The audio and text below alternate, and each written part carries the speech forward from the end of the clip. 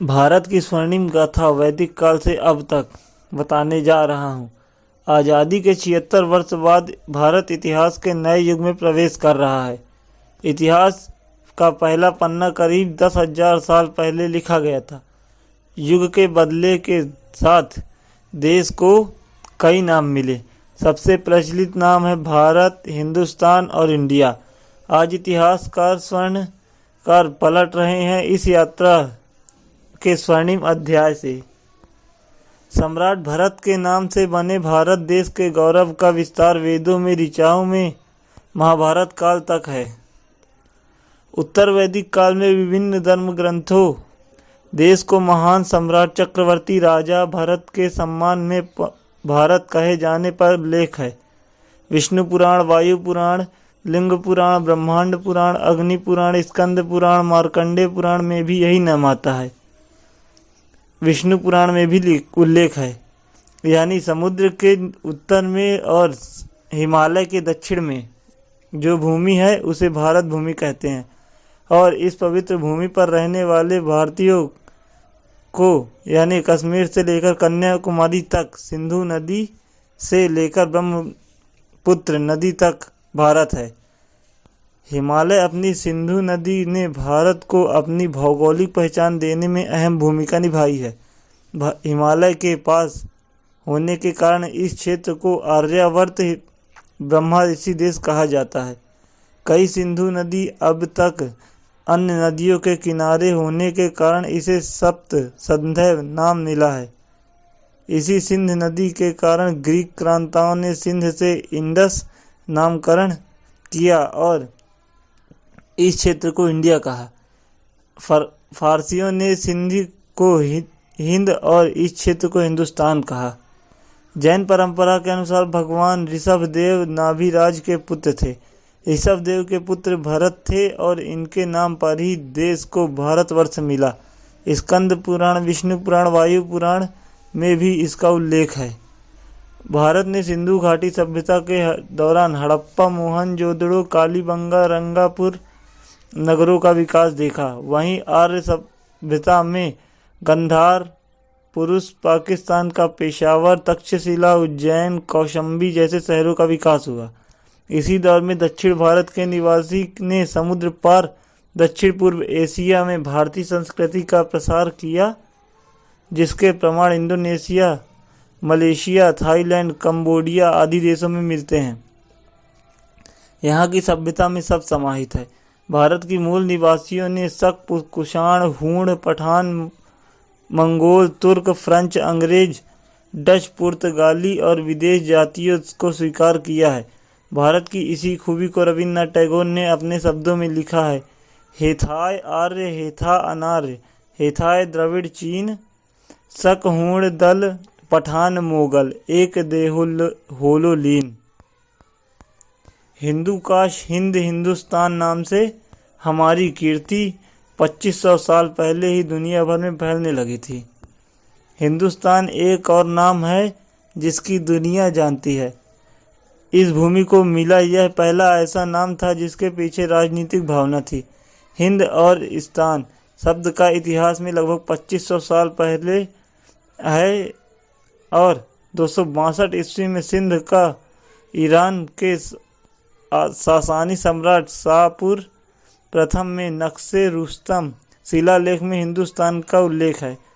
यह भी माना जाता है कि हिंदू कुछ पहाड़ियों के पीछे का क्षेत्र हिंदुस्तान कहा जाता था। अरबों ने इस देश को अल हिंद कहा और बाद के तुर्कियों और आक्रांताओं दिल्ली ने सुल्तानों के बादशाहों और भारतीय प्रभुत्व वाले भूभाग को हिंदुस्तान के रूप में उल्लेख किया।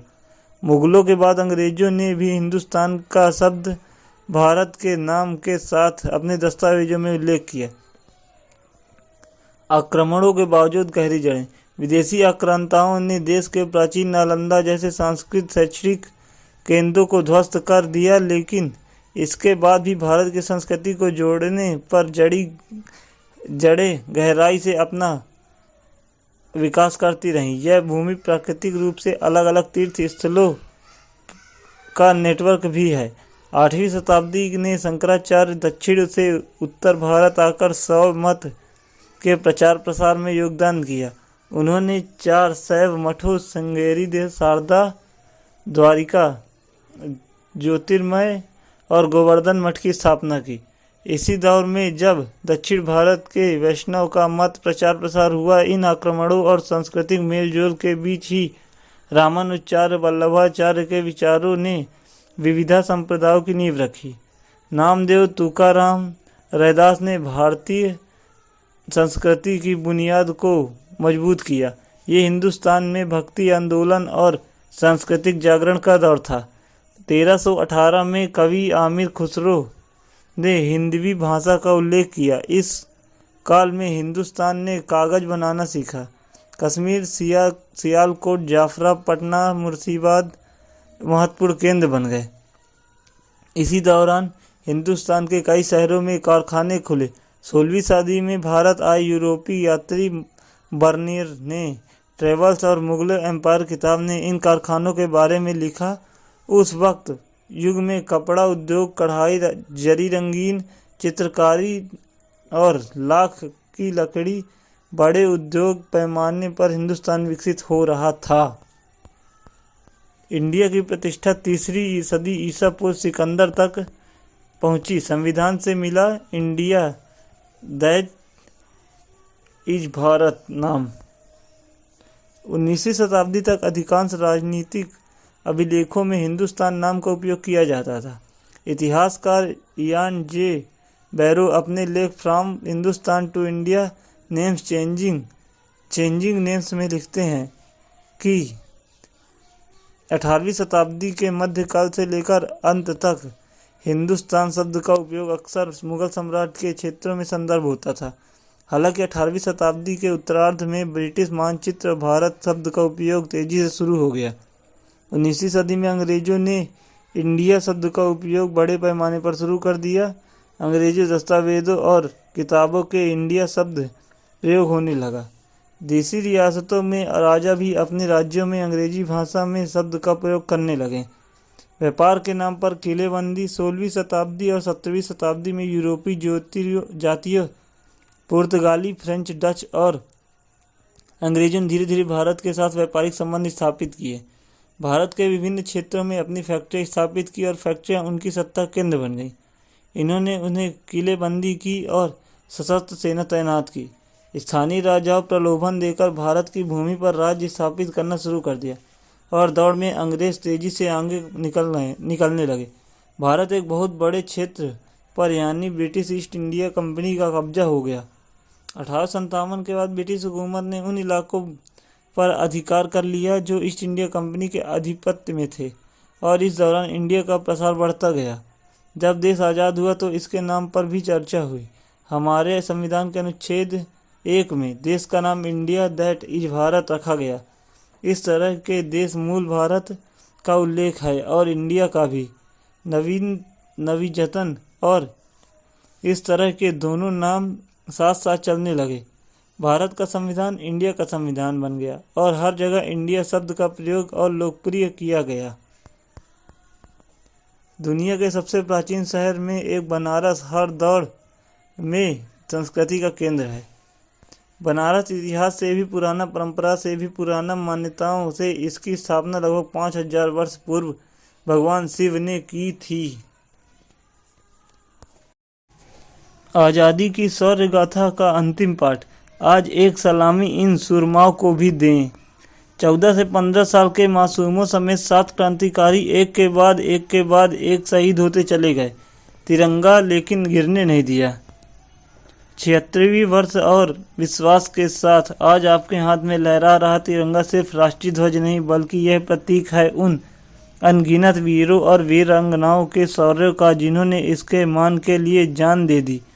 यह कहानी बिहार के ऐसे 7 वीर सपूतों के है जो सीने पर गोलियां खाकर शहीद हुए लेकिन तिरंगे को गिरने नहीं दिया और आखिर में पटना सचिवालय में गुंबद पर इसे फहरा ही दिया। साहस की यह दास्तां अगस्त क्रांति के बलिदानों को लेकर लिखी गई, अलग अलग किताबों संकलित की गई। पटना सचिवालय पर तिरंगा फहराने के लिए निकले जुलूस पर अंग्रेज सैनिक अंधाधुंध गोलियां बरसा रहे थे, फिर भी लोगों के कदम नहीं रुके। तब 14 साल की एक मासूम देवी पत चौधरी एक शहीद के हाथों से तिरंगा लेकर आगे बढ़ने लगा। वहां मौजूद बुजुर्गों ने यह कहते हुए उसे रोकने की कोशिश की कि तुम अभी बहुत छोटे हो। इस पर उसे जवाब दिया, उम्र में छोटे हम लोग को भी देश के लिए अपनी जान देने का उतना ही हक है जितना बड़ों को है। इस बीच अंग्रेज सैनिकों ने उसे चेतावनी दी कि आगे मत बढ़ना वरना गोली मार देंगे। देवी पद बिना रुके आगे बढ़ते रहे। तभी सामने से एक गोली आई और उनका सीना छल्ली कर दिया।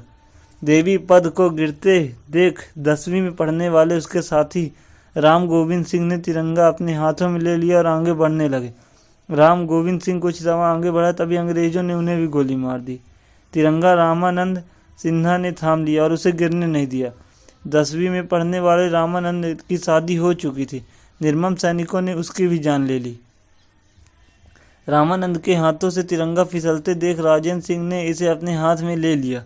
वे उच्च विद्यालय में पढ़ रहे थे, उनकी भी शादी हो चुकी थी और अंग्रेजों के गोली का शिकार बन गए। उन्हें डगमगाता देख जगपति कुमार ने तिरंगा संभाल लिया। जगपति ने एक गोली हाथ में लगी, दूसरी छाती में धंस गई और तीसरी जांघ में लगी, फिर भी तिरंगा झुकने नहीं दिया। फिर आगे आए सतीश झा, वे पटना कॉलेज पर पढ़ते थे। तिरंगा फहराने की जदोजहद में भी वो भी शहीद हो गए और अब तिरंगा 15 साल के उमाकांत सिंह के हाथों में था। अंग्रेज सैनिक उसे निशाना बना लिया, पर गोली लगने के बाद भी उमाकांत ने आखिरकार पटना सचिवालय के गुंबद पर अपना तिरंगा फहरा दिया। आज हम जिस गर्व, शान और सम्मान से तिरंगे को फहरा रहे हैं, उसका श्रेय भारत माता के इन वीर सपूतों को जाता है। इन्हें सलाम है। आज़ादी की शौर्य गाथा। 22 की उम्र में फांसी पाने वाले हरि किशन की दास्तां। पिता ने बेटे से कहा, तुम्हारी गोलियों से गवर्नर मरता तो गर्व होता। दादी बोली, फंदे तक हिम्मत से कदम बढ़ाना। लाहौर जेल में गुरुदास मल जब अपने बड़े बेटे हरि किशन से मिलने गए तो हाल चाल नहीं पूछा, बल्कि उनका पहला सवाल यह था कि मैंने तुम्हें परफेक्ट निशानेबाज बनाया था और तुम कभी लक्ष्य से नहीं चूके। फिर क्या वजह है कि गवर्नर पर गोलियां चलाने के बाद भी उसकी हत्या नहीं कर पाए? हरि किशन ने कहा, बाबूजी, गवर्नर पर निशाना साधने के लिए मैं जिस कुर्सी पर खड़ा था वह बहुत हिल रही थी, इसलिए मेरी गोली सिर्फ वह जख्मी हुआ, मरा नहीं। लेकिन जब मैंने पुलिस सुपरिटेंडेंट पर गोली चलाई तो उस वक्त मैं ज़मीन पर खड़ा था और सटीक निशाने ने उनकी जान ले ली। पिता ने कहा, तो तुमने ज़मीन पर खड़े होकर गवर्नर पर निशाना क्यों नहीं लगाया? इस पर हरि किशन बोले, गवर्नर के आसपास बहुत लोग थे, अगर मैं ज़मीन से निशाना लगाता तो कोई भी शिकार बन सकता था। उस कार्यक्रम में सेरेमनी भाषण देने वाले डॉक्टर सर्वपल्ली राधाकृष्णन गवर्नर के पास ही खड़े थे। मैं तीसरी गोली चलाना चाहता था, लेकिन गवर्नर को बचाने के लिए वो सामने आ गए, इसलिए मैं नहीं चला पाया। पिता ने कहा, अगर तुम सही निशाना लगाया होता तो गवर्नर मर जाता तो मुझे तुम पर बहुत गर्व होता। 26 जनवरी 1931 को हरि किशन को फांसी की सज़ा सुनाई गई। इसके बाद वह जब दादी से मिलने उससे जेल गई तो उन्होंने कहा, बेटा, फांसी के फंदे तक पूरी हिम्मत से कदम बढ़ाना।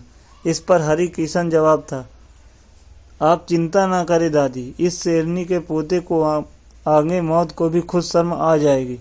हरि किशन जिस लॉकअप में थे, भगत सिंह का लॉकअप भी बगल में ही था। हरि किशन की इच्छा थी कि वह भगत सिंह से मिले, लेकिन जेल अफसरों ने नहीं सुनी।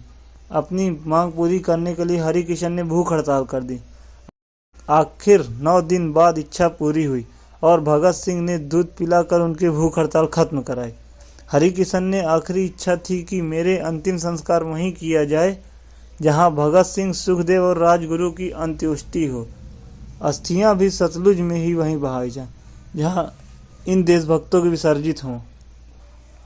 9 जून 1931 को हरि किशन को फांसी दे दी गई। हालांकि उनकी पार्थिव देह परिजन को नहीं सौंपा गया, जेल प्रशासन ने ही अंतिम संस्कार कर दिया। हरि किशन के छोटे भाई भगत राम ने सुभाष चंद्र बोस की मदद करके अपनी देशभक्ति का परिचय दिया।